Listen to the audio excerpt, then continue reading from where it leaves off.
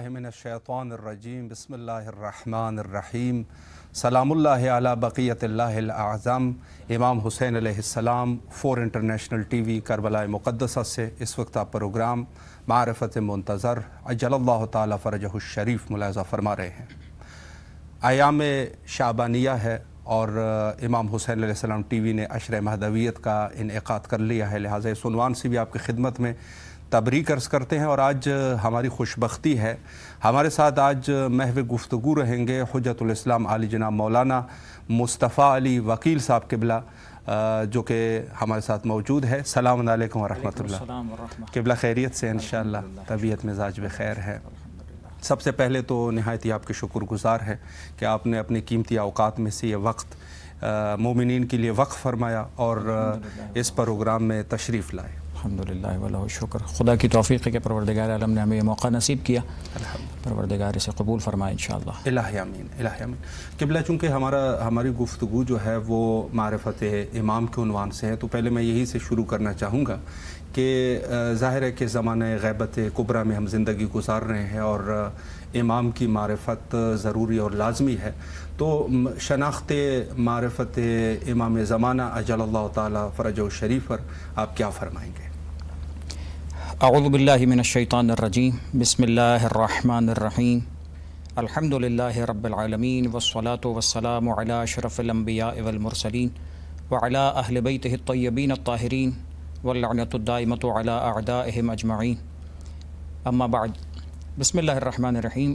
ہماری گفتگو ظاہر ہے کہ معرفت امام زمانہ عجل اللہ تعالی فرجہ الشریف کے حوالے سے ہے۔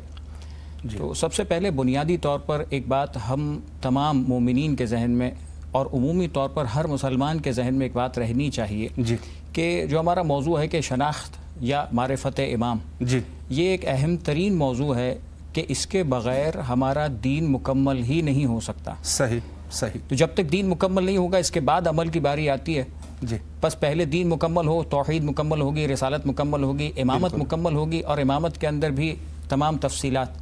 تو اسی طریقے سے ہم جس مناسبت کے حوالے سے یہاں پہ بیٹھے ہیں اور سرکار حجت امام عصر والزماں عجل اللہ تعالی فرجہ الشریف کی ولادت کا موقع ہے، اور خدا نے نصیب کیا کہ ہم بھی کربلا یہاں پر آ سکے اور حاضری دے سکے، اور سید الشہداء کے حضور میں آج ہم موجود ہیں۔ خدا کا جتنا شکر ادا کیا جائے کم ہے کہ یہ توفیقات پروردگار عالم عطا کرتا ہے تو انسان یہاں پہنچ جاتا ہے۔ بالکل۔ بس جو امام کی معرفت ہے یہ اس قدر ضروری ہے کہ اس کے بغیر انسان کا ہر عمل بیکار ہو سکتا ہے، ہر عمل برباد ہو سکتا ہے اگر دین خدا کی بنیادیں مستحکم اور محکم نہ بنے۔ تو امامت اور امامت کے اندر بھی چونکہ ہم جس زمانے میں زندگی گزار رہے ہیں 12ویں آقا و مولا کا دور ہے، تو امام کی معرفت از حد ضروری ہے کہ جس کے بغیر ہمارا دین مکمل نہیں ہوگا۔ بات جب آگے بڑھے گی تو ظاہر ہے کہ خود امام معصوم کی معرفت، خود امام معصوم کی معرفت کے خود امام معصوم کو ہم نے کس طرح سے ماننا ہے۔ یعنی ایسا نہیں ہے کہ کوئی مثال کے طور پر کوئی عالم جس کی عزت کی جاتی ہے، کوئی اور باعزت معاشرے کا فرد ہو اس کی بھی عزت کی جاتی ہے، اس کی بھی مثال کے طور پر پہچان ہوتی ہے، لیکن ہر عام انسان کی پہچان اور معرفت کا معیار الگ ہے۔ اور خود امام معصوم حجت خدا جسے پروردگار عالم نے انسانوں اور اپنے درمیان وسیلہ ہدایت قرار دیا ہے، اس کی معرفت بہرحال ہر چیز سے مقدم بھی ہے اور ہر چیز سے زیادہ ضروری بھی ہے۔ یقیناً بہت ہی خوبصورت طریقے سے قبلہ آپ نے وضاحت فرمائی۔ میں یہاں پر دوسرا سوال اس عنوان سے کرنا چاہوں گا کہ خود زمانہ غیبت میں جن علماء صلحاء کی امام سے ملاقاتیں ہوئی ہے یا دیگر مومنین کی، اس میں سے اگر ایک دو کا تذکرہ فرمائیں۔ جی ضرور۔ اس حوالے سے میں آپ کی خدمت میں عرض کروں، شیخ حر عاملی بہت ہی مشہور و معروف عالم دین گزرے ہیں، بہت ساری کتب ہیں ان کی، اور علمی خدمات کے اعتبار سے ایک بہت بڑا نام ہے۔ خود جو احادیث کا مجموعہ انہوں نے جمع کر کے خود تشیع کے حوالے کیا، اور جتنا علمی کام انہوں نے انجام دیا۔ چونکہ ہم بات کر رہے تھے، ہماری ابتدا اسی بات سے ہوئی کہ معرفت امام، جتنی معرفت ہوگی اتنی ہی انسان کی محبت میں اضافہ ہوگا۔ یقیناً میں آپ کو اگر جان رہا ہوں، پہچان رہا ہوں، تو پھر اس کے بعد میرے تعلقات کا مرحلہ آگے بڑھے گا۔ پھر اسی قدر میں آپ کا احترام بھی کروں گا، اسی قدر آپ سے تعلقات بھی رکھوں گا، اسی قدر آپ سے گفتگو بھی ہوگی، اور اسی قدر گفتگو کے اندر وہ اپناپن بھی نظر آئے گا۔ یہ انسان کی فطرت ہے۔ بس معرفت، جو ہم لفظ معرفت بہت استعمال ہوتا ہے، لیکن اگر اس جہت سے دیکھا جائے تو انسان کی اپنے مولا و آقا کی خدمت میں جو ایک تعلق کی کیفیت ہونی چاہیے وہ اس طرح کی ہونی چاہیے کہ جو ہمیں زیارات میں، احادیث میں، جو ہمیں ائمہ معصومین کے مقابر پر جا کر جس طرح سے کلام کرنے کا حکم دیا گیا ہے، جس طریقے سے سکھایا گیا، اور حتیٰ اصحاب ائمہ نے جس انداز سے، یا اسی طریقے سے اصحاب رسول خدا صلی اللہ علیہ وآلہ وسلم نے جیسے اللہ کے رسول کے ساتھ تعلق رکھا، وہ تعلق ایسا تھا کہ جیسے قرآن نے ارشاد فرمایا تھا کہ ہمارے ماں باپ آپ پر فدا ہو جائیں، یعنی محبت کا، مودت کا وہ درجہ آ جائے کہ جس کے بعد خود تو کیا، اپنے سے بڑھ کر ہم اپنے ماں باپ کی جان وہ بھی قربان کرنے کے لیے ہم تیار ہیں، اپنی اولاد بھی قربان ہو جائے۔ بس امام معصوم کے ساتھ ہماری محبت اس درجہ اسی وقت پہنچے گی جب امام وقت سے ہم معرفت کے ساتھ اور اس محبت کے تعلق کو قائم کریں گے۔ شیخ خرم عاملی کا میں آپ کی خدمت میں تذکرہ کر رہا تھا۔ شیخ خرم عاملی کے آخری دور کو، یعنی آج کئی برس گزرنے کے بعد، کئی صدیاں گزرنے کے بعد، ہر انسان ایک شخصیت کے طور پر جانتا ہے، پہچانتا ہے کہ انہوں نے یہ خدمات انجام دی، لیکن انہی کی زندگی کا، ابتدائی زندگی کا ایک واقعہ نظر آتا ہے جو میں آپ کی خدمت میں پیش کرنا چاہوں گا۔ امام زمان علیہ الصلوۃ والسلام سے اور عمومی طور پر تمام ائمہ معصومین سے جو محبت کا ایک تعلق، عام طور پہ ہمارے ہاں ایک چیز ذہن میں آتی ہے کہ چھوٹے بچے، ان کی مثال کے طور پر کیا کیفیت ہوگی، وہ مثال کے طور پر ہم تو معصوم نہیں ہیں، ہمارے بچوں نے تو وہ سیکھا نہیں ہے، لیکن یہی تربیت ہے کہ جو انسان کو اس مرحلے تک پہنچا دیتی ہے۔ شیخ خرم عاملی کے حوالے سے واقعہ ذکر کیا ہے شیخ عباس قمی نے منتہی الاعمال میں، جہاں واقعات کا تذکرہ ہے وہاں پر انہوں نے ذکر کیا، اور خلاصہ واقعہ یہ ہے کہ انہوں نے 10 سال کی عمر میں، 10 سال کی عمر تھی شیخ خرم عاملی، اس وقت بیمار ہوئے، اتنا بیمار ہوئے کہ ان کے گھر والے بھی یہ سمجھ بیٹھے تھے کہ اب یہ بچہ دنیا سے چلا جائے گا، اب بات ختم ہو گئی۔ حتیٰ جو ذکر کیا گیا اس حالات کے اندر کہ لوگ بھی آ کر تعزیت بھی پیش کر رہے تھے، اور اس کیفیت میں کہ یہ بچہ بس ابھی مرنے والا ہے، تو گھر والوں کے ساتھ تعزیت و تسلیت کے الفاظ اور جیسے ایک ملاقات کا سلسلہ ہوتا ہے۔ شیخ خرم عاملی فرماتے ہیں کہ ہم نے اس وقت اس کیفیت میں جو منظر ہم نے دیکھا تھا، تقریباً جاگنے اور سونے کے درمیان کی کیفیت میں، کہ ہم نے دیکھا کہ خود معصومین علیہم الصلوۃ والسلام کی ذوات مقدسہ کو ہم نے مشاہدہ کیا، اللہ اکبر، اور جب وہ مشاہدہ کیا تو ہم نے پھر سب کو جا کر سلام کیا، ان سے کلام ہوا، اور جب سب سے مصافحہ و سلام ہو چکا تو خود فرماتے ہیں کہ امام جعفر صادق علیہ الصلوۃ والسلام کی خدمت میں جب میں گیا تو اس وقت کچھ گفتگو ہوئی تھی، کچھ بات ہوئی تھی، خود فرماتے ہیں کہ اس کے بعد میرے ذہن میں نہیں رہا کہ کیا ہوا، مولا نے کیا فرمایا تھا اور میں نے کیا کہا تھا، لیکن کچھ بات ضرور ہوئی جسے وہ فراموش کر گئے۔ لیکن اس کے بعد جب وہ آخری حجت امام عصر والزمان عجل اللہ تعالی فرجہ الشریف کی خدمت میں پہنچے، جب سلام دعا ہوئی تو انہوں نے ایک جملہ کہا کہ مجھے یہ خوف ہے کہ میں اس دنیا سے چلا جاؤں گا۔ اللہ، یہ چھوٹا سا بچہ ہے، 10 سال کی عمر ہے، یعنی کوئی انسان یہ نہیں کہہ سکتا ہے کہ بچہ معرفت حاصل نہیں کر سکتا، بچہ اس مراحل تک نہیں پہنچ سکتا، تربیت کا اثر ہے، علم و معرفت کے مراحل ہیں جو آہستہ آہستہ طے ہوتے ہیں، اور یہی زمانہ اور یہی سوسائٹی ہے کہ جس کو ہم جیسے ترتیب دیتے ہیں، جیسے اپنے بچوں کے لیے حالات مہیا کرتے ہیں، ویسے ہی بچے تربیت پا رہے ہوتے ہیں۔ بس اسی طریقے سے ان کا بھی ذکر ہے، فرماتے ہیں کہ جب سرکار حجت کے پاس میں پہنچا تو میں نے دیکھا کہ اس وقت میں نے گفتگو کیا کہ مجھے ڈر ہے کہ میں دنیا سے چلا جاؤں گا، اور میرے ذہن میں ایک چیز ہے، یعنی اس وقت میں شیخ خرم عاملی فرماتے ہیں کہ میں علم و عمل سے محروم ہو جاؤں گا، اللہ، اگر میری زندگی یہیں پر منتہی ہو جاتی ہے، ختم ہو جاتی ہے، تو میں علم و عمل سے محروم ہو جاؤں گا۔ اس وقت سرکار حجت امام عصر والزمان عجل اللہ تعالی فرجہ الشریف نے ایک کاسہ میرے حوالے کیا کہ اسے پی لو، پروردگار تمہیں لمبی عمر عطا کرے گا، اللہ اکبر، تم اس مرض میں نہیں دنیا سے جانے والے، اللہ اکبر۔ یہ وہ موقع تھا کہ جہاں پر میں نے وہ کاسہ پیا، اور اس کے بعد پروردگار عالم نے اس مرض سے بھی شفا دی اور ایک طویل عمر عطا کی کہ جس میں انہوں نے ساری علمی خدمات آج پورا تشیع کے لیے ایک باعث فخر ہے۔ شیخ خرم عاملی کا نام محدثین کے اندر ایک بہت بڑا نام ہے، لیکن ابتدا اسی انداز سے ہے۔ تو بس گزارش یہ جو میں آپ کی خدمت میں پیش کرنا چاہ رہا تھا کہ یہی معرفت کے مراحل ہیں کہ جیسی انسان کی دین کی اور اصول کی کیفیت ہوتی ہے، جیسا انسان کی بنیادیں مضبوط ہوتی ہیں ویسے ہی انسان کے عمل کے اندر وہ تمام چیزیں ظاہر ہونا شروع ہو جاتی ہیں۔ جی بالکل ایسی ہے، بہت ہی خوبصورت طریقے سے آپ نے اس پر تو وضاحت فرمائی۔ قبلہ اگر اور بھی کوئی ایسا واقعہ جو غیبت کبریٰ میں رونما ہوا ہو اس عنوان سے، اس کو بھی اگر مومنین کے لیے جی بالکل میں ضرور پیش کروں گا، اور میں چاہ بھی رہا تھا کہ یہ چیزیں کہ جو آپ نے جیسے ابتدا میں کہا کہ بہت سارے واقعات ہیں جی کہ جو سرکار حجت امام عصر والزماں عجل اللہ تعالیٰ فرجہ شریف سے ملاقات کی نسبت رکھتے ہیں، جی جی، لیکن ظاہر ہے کہ ہر واقعہ ایسا نہیں ہے کہ جو مستند بھی ہو، جسے علماء نے تصدیق و تصحیح بھی کی ہو۔ بالکل، تو میں جو آپ کی خدمت میں دو واقعات اور گوش گزار کروں گا، ان کا تعلق ہے شیخ عباس قمی کی ہی کتاب سے۔ انہوں نے اپنے تمام اسناد کے ساتھ جن علماء سے نقل کرتے چلے گئے، اس حوالے سے ظاہر میں اصل واقعہ پیش کروں گا، اس لیے کہ ناظرین کا بہرحال ان اسناد پر تو فوکس نہیں ہے۔ حوالہ میں نے اس لیے عرض کیا تاکہ یہ آپ لوگوں کے لیے بھی اور ان لوگوں کے لیے کہ جو سامعین ہیں وہ ناظرین اس حوالے کو بھی جا کر دیکھیں، اس لیے کہ میں تو 2-3 پیش کر رہا ہوں، وہاں پر تقریباً 23 واقعات موجود ہیں، اور ایسے ایسے واقعات ہیں کہ جن کا یعنی انسان کو علم ہونا ہی اس کی معرفت بڑھا دیتا ہے، صحیح علم ہونا ہی انسان کی محبت کو بڑھا دیا کرتا ہے۔ میں دوسرا واقعہ عرض کروں، علماء نے ذکر کیا کہ اسی عراق میں ایک وقت وہ بھی گزرا ہے کہ جب بعض لوگوں نے، جب یہ واقعہ ذکر کیا کہ میں نام اب اسکپ کر رہا ہوں، جی جی، کا ایک شخص کا واقعہ ذکر کیا جاتا ہے کہ مسجد سہلہ، صحیح بہترین مسجد، جی جی بالکل، قدیم مسجد اور ایسے باعظمت مقامات والی مسجد، اور جس مقام پر نماز پڑھنے کے ثواب اور اجر اور چھٹے امام علیہ السلام کا جو تذکرہ ہے وہ تمام چیزیں بالکل، اور یہاں ظاہر ہے کہ معروف ہے عراق کے اندر بھی ساری دنیا سے لوگ آتے بھی ہیں زیارت کرنے کے لیے شب بدھ میں، اور جو علماء، جو صلحاء، جو اتقیاء، جو ابرار جاتے ہیں 40 بدھ وہاں پر امام سے ملاقات کے لیے، زمانے کے امام سے، ہاں زمانے کے امام سے ملاقات کا۔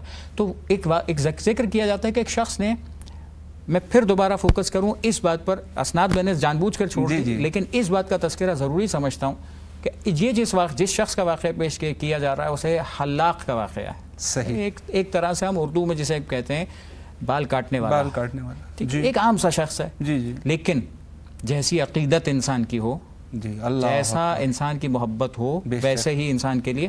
اور پھر جو واقعات ہیں ان سے ہمیں ایک چیز مولا نے سکھائی بھی کہ بعض واقعات کے اندر مولا نے اس کے اندر سکھلایا بھی کہ دیکھو یہ چیزیں عبادت ضرور ہیں، مستحبات ضرور ہیں، لیکن ساتھ ہی ساتھ ایک چیز ایسی ہے کہ جو آج بھی زمانے کے اندر بہت ساری ایسی چیزیں ہیں جن مستحبات کو ہم فوکس کر رہے ہوتے ہیں، لیکن اس مستحبات کے لیے ان واجبات کو چھوڑ دیتے ہیں کہ جن کی اہمیت اس سے کہیں زیادہ ہے۔ تو اس حوالے سے کا یہ شخص کہتے ہیں کہ میں بھی 40 بدھ کا میں نے ارادہ کیا اور جانے لگا۔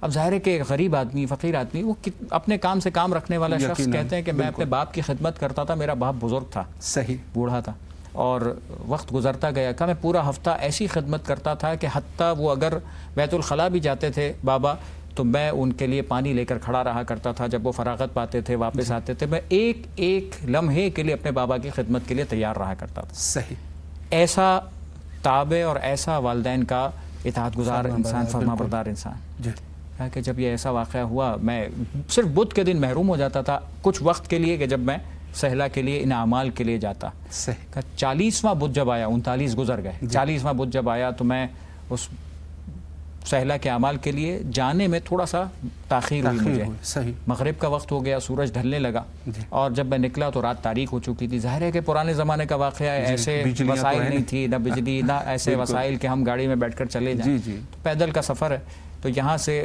مسجد سہلہ یعنی نجف اشرف سے مسجد سہلہ، بالکل بس پیدل سفر کا آغاز کیا تو رات میں مجھے خوف اس بات کا ہوا کہ اگر کوئی مل گیا تو مجھے لوٹ لے گا، رہزن ہو جائے، رہزن ہوگا تو میرا مال و اسباب لوٹا۔ تھا کیا وہاں مال و اسباب کچھ نہیں، کپڑے، صحیح بالکل، ایک فقیر انسان کے پاس اور ہے کیا، بس کپڑے ہیں اور شاید کوئی اور چادر وادر کو سلسلہ، لیکن ایک خوف رہتا ہے کہ ایسا نہ ہو نقصان ہو جائے۔ کہ اتنے میں نے دیکھا کہ کوئی ایک شخص، ایک عربی تھا، وہ ایک سواری پر تشریف لا رہا تھا، کہ میں نے دیکھا تو میں سمجھا یہی تھا کہ کوئی ایسا ہی ہوگا کہ جو آ کر مجھے نقصان پہنچائے گا۔ بس جب کچھ وقت گزرا تو وہ جب قریب آیا تو اس نے مخاطب کیا، اور جب مخاطب کیا پوچھا کہ تم کہاں جا رہے ہو؟ کہا میں مسجد سہلہ جا رہا ہوں۔ کہا کہ تمہارے جیب میں کچھ ہے؟ اللہ، کہا کہ میرے جیب میں کیا ہوگا؟ جی کچھ بھی نہیں ہے. کہا جو تمہارے جیب میں ہے وہ نکالو. کہا انہوں نے بارہا کہا، حکم دیا کہ اپنے جیب میں ہاتھ ڈالو اور دیکھو کیا ہے، اسے نکالو. کہا میں یہ دیکھ رہا تھا کہ میرے جیب میں ویسے ہی کچھ نہیں تھا تو میں کیا نکالتا. کہا انہوں نے جب بار بار تاکید کی تو میں نے اپنے جیب میں ہاتھ ڈالا. اور جب میں نے اپنے جیب میں ہاتھ ڈالا تو میں نے محسوس کیا کہ میں نے اپنے بچے کے لیے کشمش کے کچھ دانے لیے تھے جو میں اپنے بچے کو دینا بھول گیا تھا. اللہ اکبر. بس وہ شخص وہ تھا کہ جو میرے جیب کے اندر موجود چیز کی کیفیت جانتا تھا کہ میرے جیب میں کیا موجود ہے، وہ کتنے دانے کس چیز کے ہیں. کہ اس وقت میں متوجہ ہوا عام شخصیت نہیں، یہ کوئی عام شخصیت نہیں ہو سکتے. یعنی جسے مجھے یعنی سوال بھی کیا جا رہا ہے کہ کہاں جا رہا ہو، اور ایک طرح سے بتلایا بھی جا رہا ہے کہ تم اپنی جیب میں تلاش کرو کہ تمہارے جیب میں کیا ہے. ہم جانتے ہیں، تم بھول چکے ہو. اللہ. بس اس کے بعد ایک پیغام دیا، کہا کہ ہم تمہیں وصیت کرتے ہیں، نصیحت کرتے ہیں کہ تم اپنے بابا کا دھیان رکھو. سبحان اللہ. تم اپنے بابا کی خدمت سے پہلو تہی نہ کرنا، فراموش نہ کرنا. بالکل. کہ انہوں نے نصیحت کی، یعنی یہ نصیحت وہ تھی کہ جو اگر وہ مولا و آقا تھے، اگر وہ مولا و آقا کا کوئی نمائندہ تھا، جو بھی سلسلہ رہا ہو، لیکن مجھے نصیحت یہی کی گئی کہ تم ایک مستحب کے لیے جا ضرور رہے ہو، لیکن اس واجب کو یا اس مؤکد امر کو چھوڑ کر جا رہے ہو کہ تمہارے بابا کو تمہاری زیادہ ضرورت ہے، تم جا کر اپنے باپ کی خدمت کرو. اللہ. بس ہمارے معاشرے کے اندر ایک ایسی چیز کہ ہم امام زمانہ عجل اللہ تعالیٰ فرجہ شریف کے حوالے سے بہت سارے اعمال کا تذکرہ، بہت سارے اذکار و اوراد کا تذکرہ، بہت ساری دعاؤں کا تذکرہ کہتے ہیں، سنتے ہیں، پڑھتے ہیں اور اس کے اندر وقت لگاتے ہیں، لیکن کچھ ایسی بنیادی باتیں ہیں جو اہل بیت نے بہت تاکید کے ساتھ فرمائی. ان میں سے ایک امر یہی ہے کہ اپنے والدین کے ساتھ خدمت، جو خدمت کا سلسلہ ہے اس کا مقابل تو کوئی نہیں ہو سکتا. کوئی نہیں ہو سکتا. یہ مستحبات ضرور ہیں لیکن وہ ان بنیادی چیزوں کے بعد. بالکل. تو سرکار حجت امام عصر والزمان عجل اللہ تعالیٰ فرجہ شریف کے واقعات کے اندر ایک چیز یہ تاکید نظر آتی ہے کہ یہ اس طریقے سے ہونا چاہیے. بس میں ایک اور چیز آپ کی خدمت میں عرض کروں.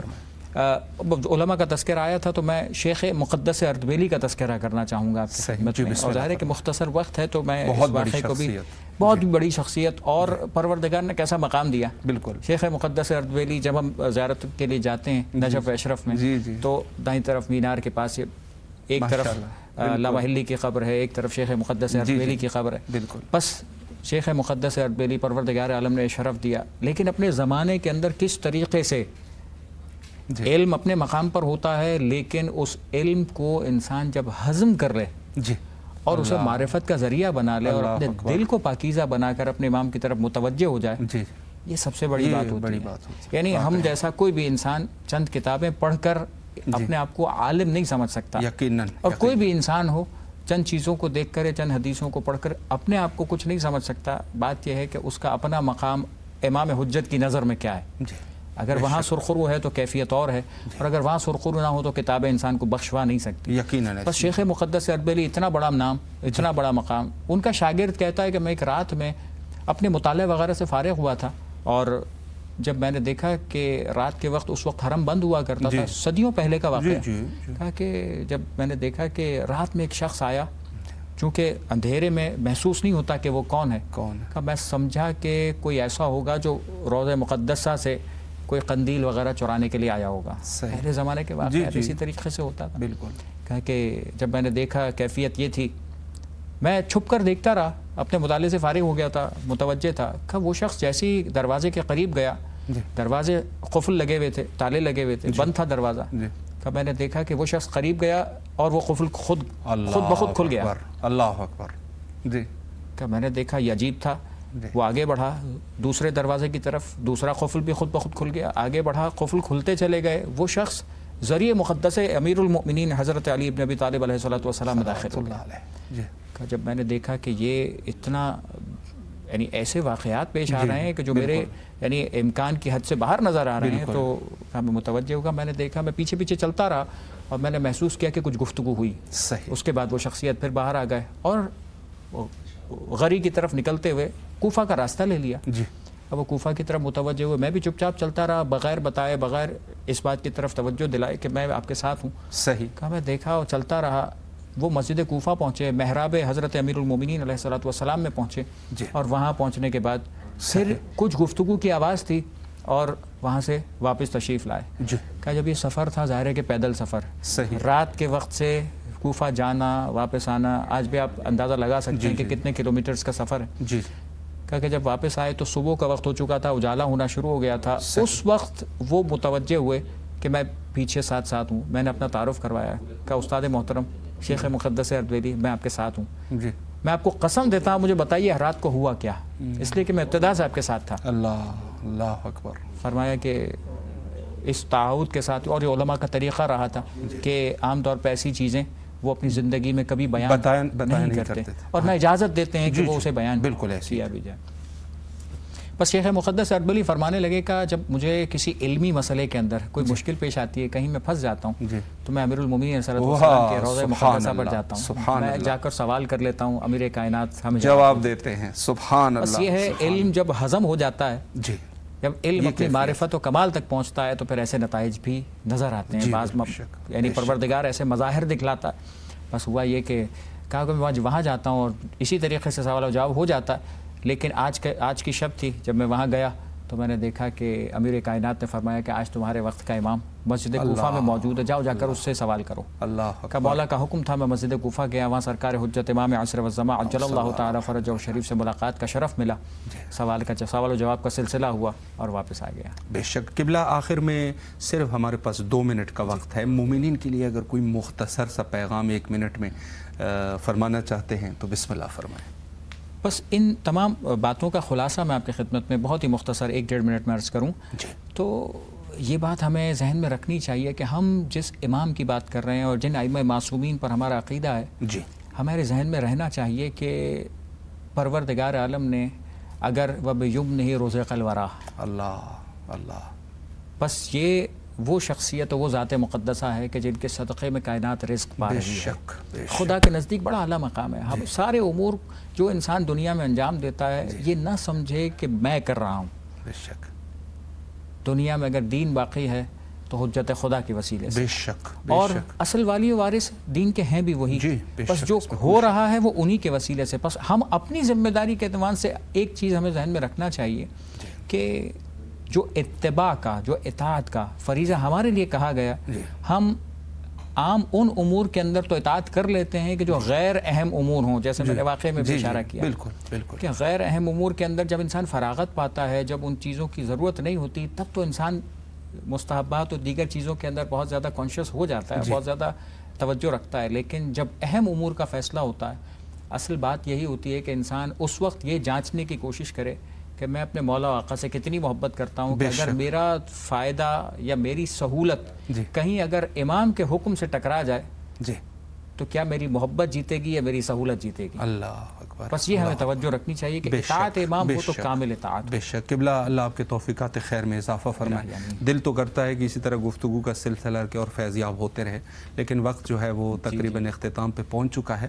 آخر میں مختصراً 20 سیکنڈ میں قبلہ آپ دعا فرمائیں حجت خدا کے ظہور ہم سب کی توفیقات میں اضافہ کرے. تمام مؤمنین و مومنات دنیا بھر میں جہاں کہیں بھی موجود ہیں، امام زمانہ کی معرفت، محبت اور عقیدت میں ہم سب کی اضافہ فرما اور سرکار حجت امام عصر والزمان کے ظہور میں تعجیل عطا فرما. ہم سب کو ان کے اعوان و انصار میں قرار فرما.